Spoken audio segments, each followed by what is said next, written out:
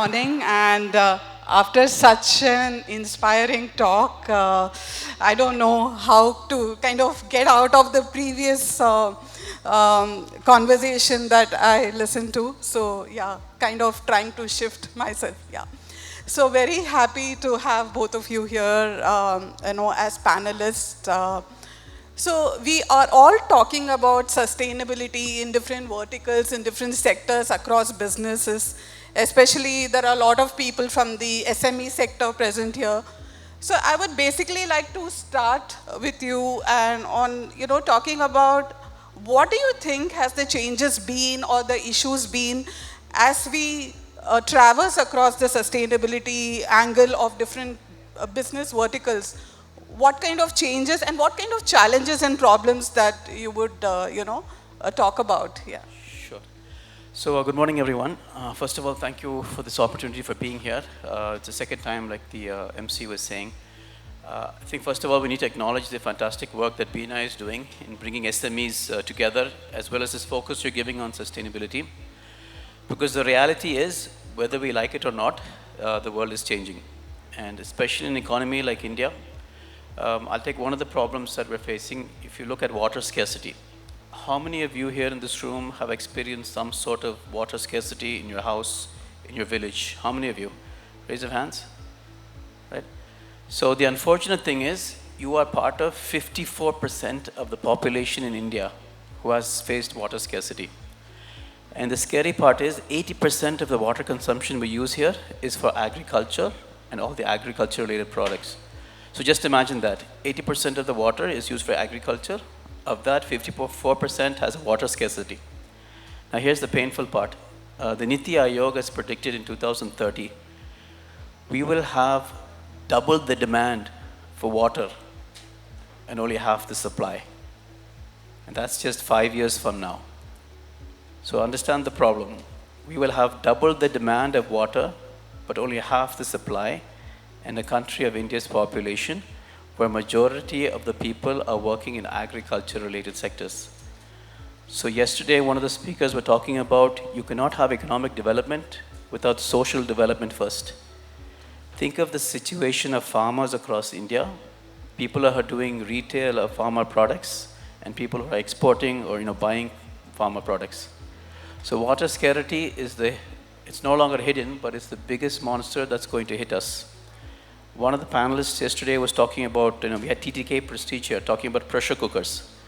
I'm more worried about we will not have enough water to put inside that pressure cooker.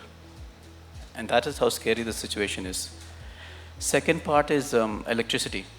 We're going a lot into renewables, but even then, the demand is so high, we are doubling the amount of consumption based on energy from carbon sources.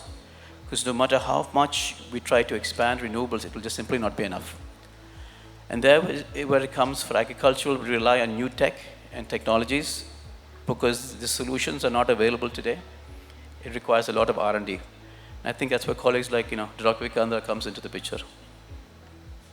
So Mr. Tiwari, like he rightly pointed out, agriculture, of course, India is largely agriculture driven, and so we have seen a lot of changes and revolutions in terms of scientific technology improvements and scalability models in agriculture. So if you can talk a little bit about what kind of research and innovation has gone and to begin with, and then we could talk about accessibility of these technologies to farmers. So first of all, thank you everyone, and thank you Jubilant Tamil Nadu, especially Satish, to having me here. And as you pointed out that water scarcity is the biggest problem, and India has like 55% of population directly or indirectly related to agriculture, and this sector is going to be affected most because irrigation required a lot of waters, and if you have water scarcity, there will be no irrigation, there will be no productivity. So there are a lot of efforts has been done in R&D sector, not only India and abroad also, especially how to use efficiently the water for the agriculture. And one of the best example is the drip irrigation system, where you can use like a minimal amount of water required for the agricultures. New emerging trend is, especially for the rice, like in rice we use a lot of water for irrigation, and there is new emerging area is the DSR, direct seeded rice, not to flood irrigation the rice, but just irrigate how much is required and directly seeding the rice seeds into the fields. Of course, there are a lot of things need to be done and the people are working on it. And there is like a major scope, like a new development of new variety that is more suitable for the DSR. And that is what one direction what we are working on.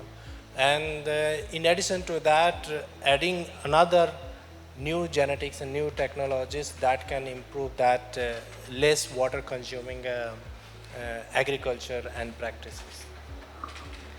Thank you. Coming back to you, within this SME sector, if you specifically look at it, what are the sustainability models you have seen or that has succeeded or failed, and where do you think changes really need to happen? What are the problem areas, if you could just throw some light on that? Sure. So there's a lot of good things happening in the SMEs, and there's also a lot of business opportunities for small and medium scale enterprises. Any technology which talks about optimizing the operations, the manufacturing, which reduces water consumption, is something that world over companies are looking forward to. So if you are manufacturing any kind of a product and you're able to present that and you're able to save the amount of water you consume, that is a significant USP for you to market your brand and market your kind of capabilities. The second part is water treatment. That is another serious kind of criteria people are looking for. In the United Nations, they have the 17 Sustainability Development Goals. One of them is about water. So in your communication material, in your branding material, if you're able to claim or make a statement and back it up with data that you don't discharge any untreated water, that has a significant value in the world over. So especially water intensive products, we talked about Ramaraj products, textile, not even database data centers that we have today, they require a significant amount of cooling, which is again water consumption. So any efficiency you have internally, which you can highlight how you reduce the water consumption, or how you can make sure you have zero untreated water going back, is a significant impact in terms of how you can pitch your SME. If you're trying to create new business, I think these are two significant areas where, even if you're a consultant and you don't have a company, trying to introduce ways to optimize consumption of natural resources is an easy way to get good clients and make business. Thank you. And coming back to you, so if you can specifically talk about any interventions from your side which has addressed a specific issue when it comes to climate resilience or adaptation in agriculture.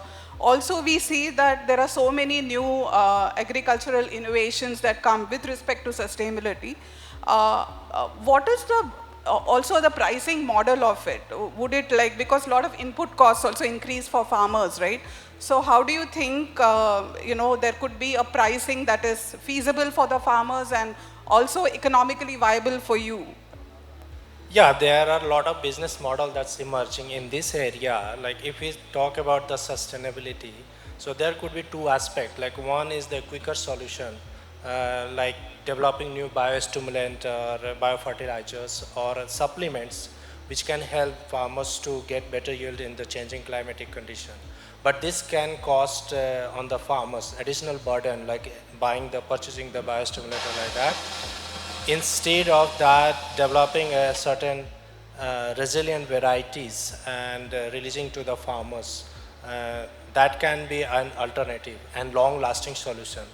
But again, development of these varieties can cost, and so this can be still managed with the new system emerging that is called carbon credits. So if you are adding a certain value to the farmers and producing higher yield, and we need to develop a model that how can this value addition can be converted into carbon credits. And the companies or academic institutions who are developing this variety, they can be compensated with the carbon credits, not putting burden on the farmers. So like it's kind of mutual solution for both, the win-win situation for the farmers. They are getting value-added better products, and the companies who are spending a lot of monies and or academic institutions spending a lot of money in developing a new products, they can get compensated with a carbon credit and they can sell the carbon credits to the other companies. Can I add a bit to that? Yes, of course. So one of the risks all of you face, as you know, I think most of you are probably manufacturers or making materials and products. One of the risks that most of you face is there is something called the bathtub curve in terms of how you make profitability. Manufacturing is in the middle, where you have the lowest margins, the lowest amount of profitability.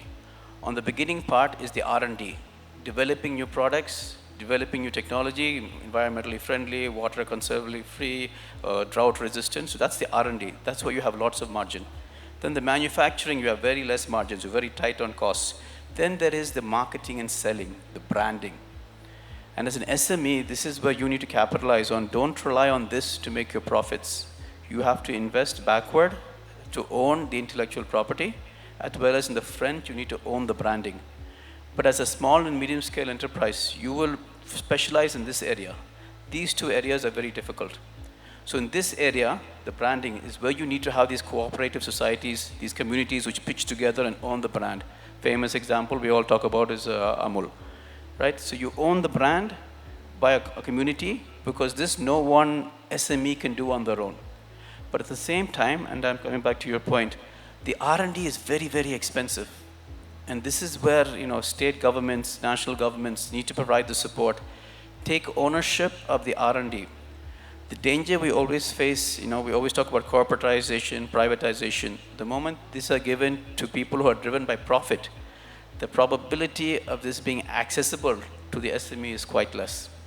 So when we talked about carbon credits and all that, so the problem is, I have a slight disagreement with carbon credits, because the SME guy does not see it, he cannot afford it. It is where these state governments or, you know, associations need to help in taking ownership for the R&D. And I was really impressed when you walk around the stalls, you see a lot of people doing their own innovations. You need to go for the intellectual property of that. You need to own the IP. Do not think it's some big rocket science which anybody can do. Own your own IP, because that's where you have the high, you know, margins. And then you own the brand through cooperatives. Get together, like you have these networks like BNI. Get together, be a cooperative, you know, sell your product as a group and own the brand. That's how you really have profitability, as, you know, the whole thing changes. Also, Mr. Hisham, as you pointed out, could you like give us an example of like a good model of sustainability implementation, maybe in an SME or an industry that you have witnessed, in your career? So, I mean, there are plenty of models. To be honest, India, we're doing a lot of good things in India. I'll give you an extreme example in another country, because maybe that might be applied. So if you look in the Gulf region, we generally associate it with being very, very hot, correct? And we don't associate it with greenery. Yet, you will see that there are centralized agencies for providing air conditioning to a number of buildings and offices, instead of everybody owning one air conditioner or one HVAC unit. They have centralized business districts, centralized residential districts which have cooling. So the costs are subsidized, the efficiency is subsidized, the loss of energy is subsidized. I mean, it's controlled. And then you have the water used from that. Majority of the water in these places are recycled, and that is used for agriculture. Now, if you remember what happened in Chennai, 2014 we had the floods. 2019 we had droughts. That's climate change. And for the first time in Chennai's history, they were bringing water by trains from 200 kilometers away. I don't know if you all remember that. So that is how drastic things can change because of climate change. But today, Chennai, if I read it correctly, for all the non-drinking purposes, they are recycling all their wastewater. So no wastewater is going to waste. It is being retreated and used for agriculture, used for cleaning, used for non-drinking purposes. So that's a good example how, but the thing is, let's not wait for a flood or a drought. Like I said, wastewater treatment is a huge business potential, and any efficiencies in reducing, water consumption is a huge business potential.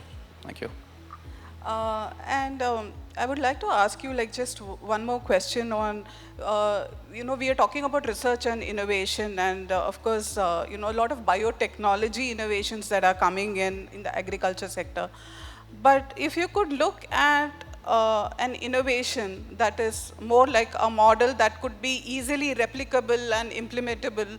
And if you could talk about the farmers who are benefited from these kind of, like you talked about, right, the genetics, right? So what really is happening in that? If you could throw some light on what kind of innovation is happening on that front, and is it very difficult to implement those kind of projects? So you see, like the innovation based on the genetics, it takes time, and we have to have patience, and we need to do a lot of testing and like that. And of course, it requires a lot of funding, a lot of investments to reach to a certain goal. And most of the time, you will not succeed. Like you don't know because genetics is complex. So we have to take a risk because a lot of countries, other developed countries, they are taking the risk and they are reaping the benefit. If you see agricultural productivity in India is 1/4 than any other developed country like US and China. China is like in the last 2 decades, they released so many new varieties of any crops that expanded their agricultural productivity or yield potential by 4 times. Okay, but India, we are still lagging in that. So because the only reason is that limitation of investment in this area, especially in this area. And I think the solution for this is promoting people to invest in this area and promoting people to invest into the innovations, as you mentioned about the IP. And yesterday also I heard a lecture about the 21st century is the India's century. So if you want to capture that this century for, especially for India, we need to invest in innovations because we have done very good in service sector. Now we are focused on manufacturing sector. But what happens next? Okay, so for the future, we have to invest into innovations. So we have to invest and promote people to go into the innovation, R&D, develop new IP, new genetics, new varieties, so that we can reap the benefit for the long-lasting futures. Just one summing up that I would like to ask both of you, like one thing is, of course, we are seeing changes, but do you see considerable investments by companies? How much of component is going into the sustainability element when it comes to corporate or SME sector? What has the change been like? Because we are thrusting so much on environmental, and I think even with respect to business, I think collaborations, export market, there is a heavy weight on how sustainable are you. So do you think a change has really happened? To what extent has it happened? Like, and how much of investments have really gone into this? So both of you can answer that question. So I think that it has started. I can see the transition in India. People are started talking about the climate change, climate tech, and but a lot of investment has been done so far, especially in the EV market. 97% of the climate tech you see they're related to EV anywhere, but there are a lot of aspects like you say that water treatment facilities and agriculture in that aspect has a lot of potential because a lot of water being consumed into agriculture, a lot of chemical fertilizers are being used into agriculture. So we have to find a solution like alternative and sustainable solution for the chemical fertilizers, less water uses, and also the precision agriculture. That's the major aspects for the investment. So I'll use this opportunity to do a small marketing. I think right after this session, there's a workshop happening in the backstage. We're going to be talking a lot about sustainability and how companies are shifting. I'll give you a small trailer. In 2023, Gartner did a kind of research and R&D and a consultant groups. So Gartner conducted a procurement survey across about 104 large procurement companies, companies who really consume and buy products for other big companies. And in their survey, they asked the question, how much has sustainability become a criteria in your purchasing thing? The response is more than 85% of them. And they said this happened in the last 12 months.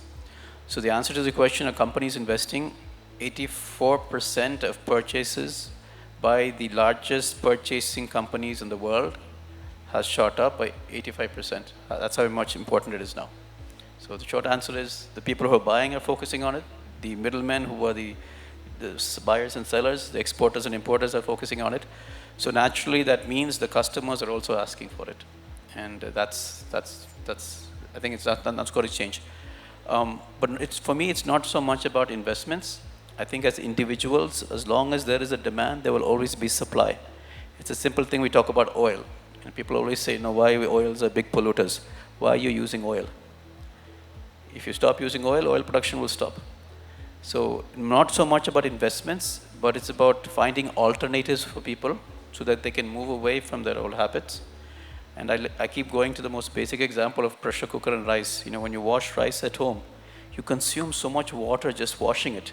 There must be something we can do with that water instead of throwing it away. You know, that's for me, the every day I would love someone to have investment in those simple things so that all of us can, conserve water and do those simple things. Thank you. Thank you, Mr. Hisham, and thank you, Mr. Tiwari. I think, we are more or less sure of, I think, where the industries are going. We are looking at the path of sustainability and research in climate resilient agriculture. A lot of things are happening. I'm sure a lot of you would be interested in asking questions. If there are any questions for our panelists, like we could take a quick 2 or 3 questions perhaps, yeah.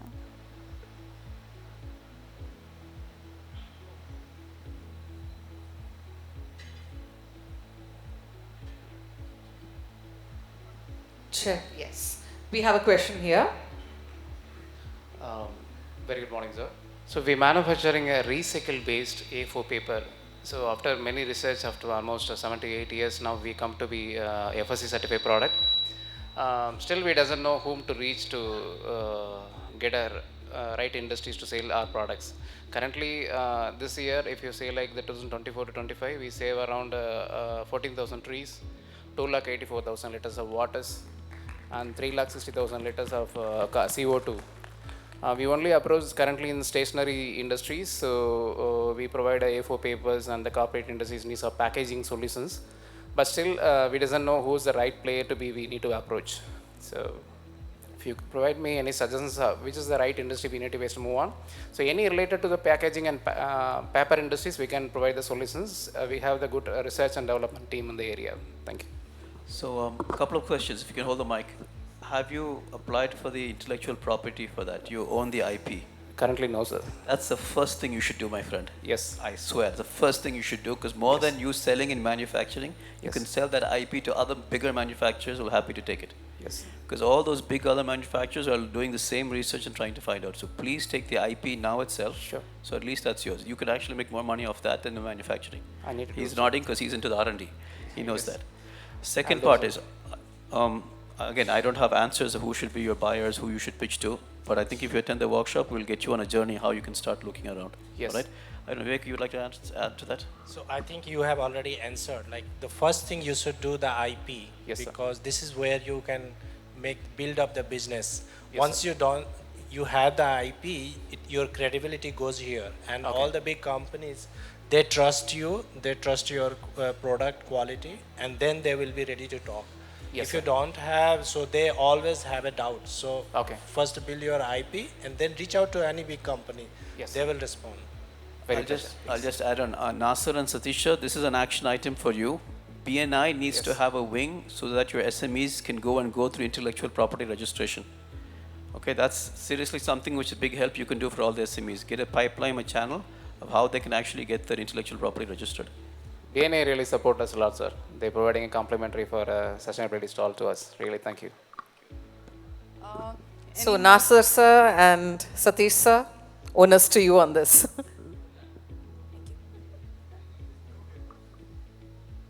Hello, good morning. I think it's great that we have a sustainability session to begin with.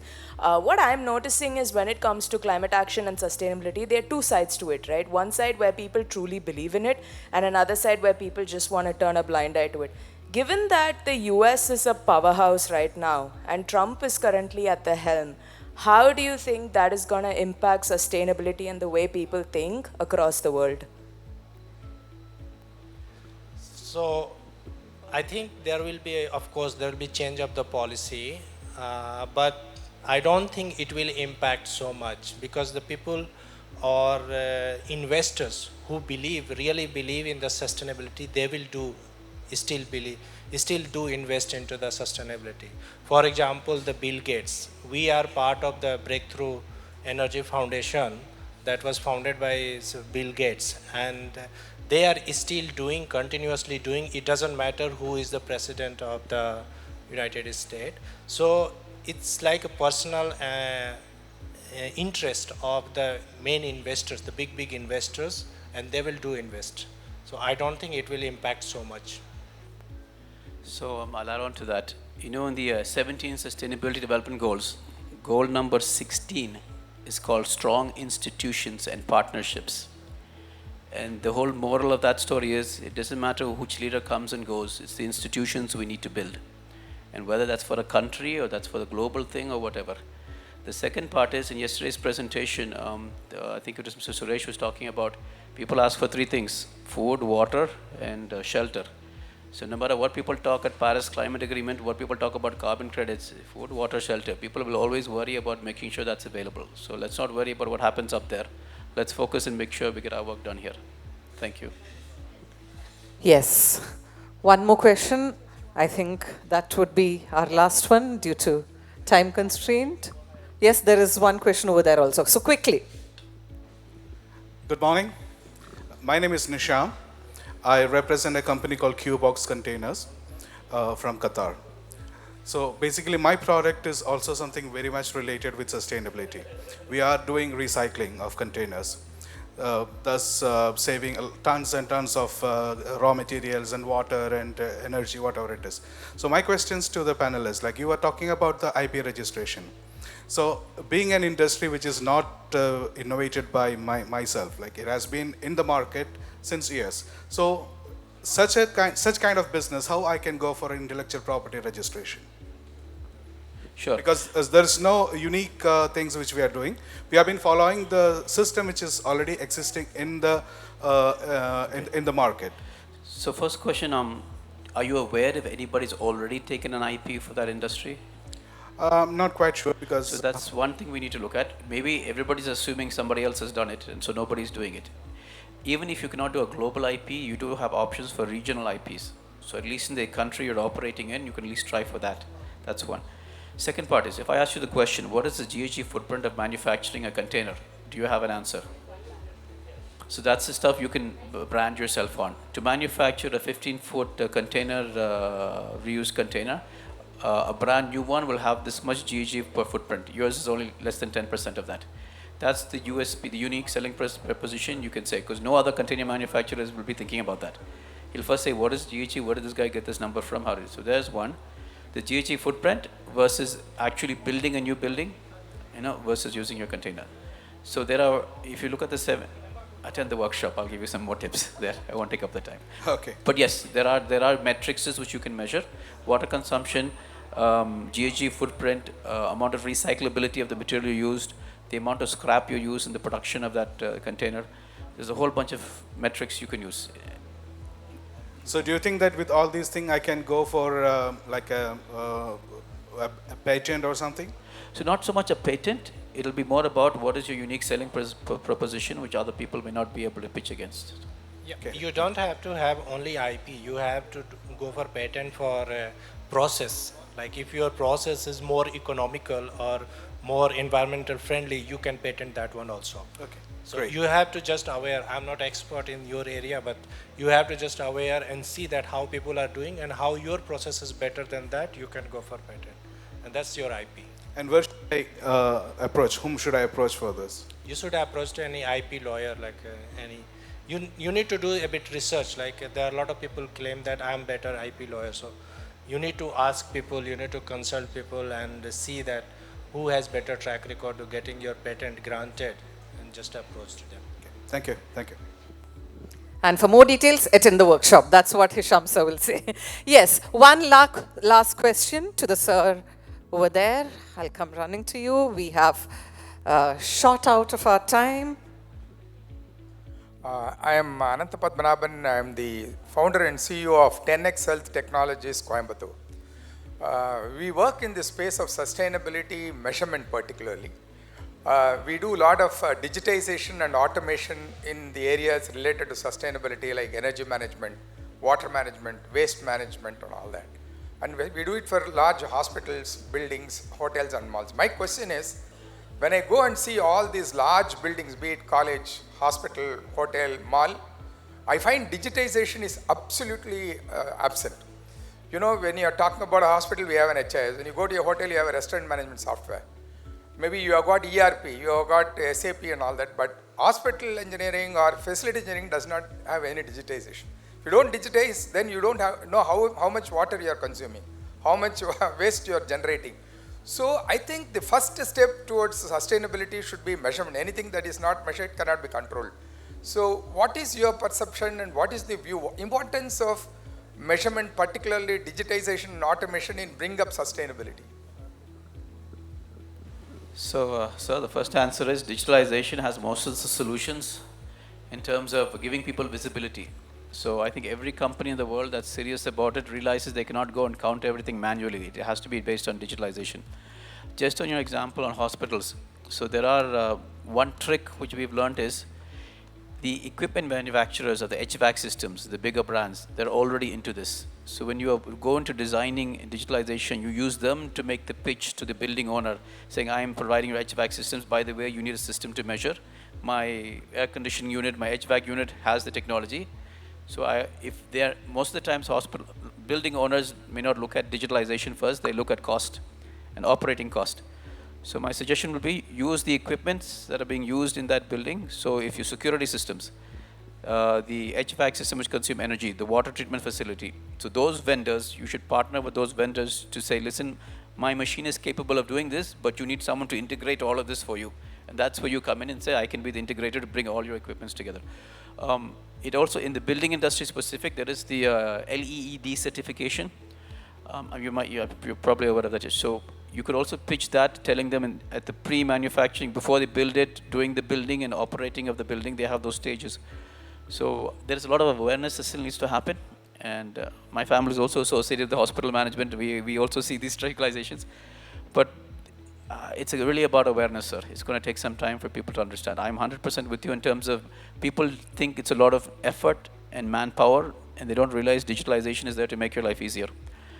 So yes, I wish you all the best. You have a huge role to play in terms of sustainability, and thank you for that choice.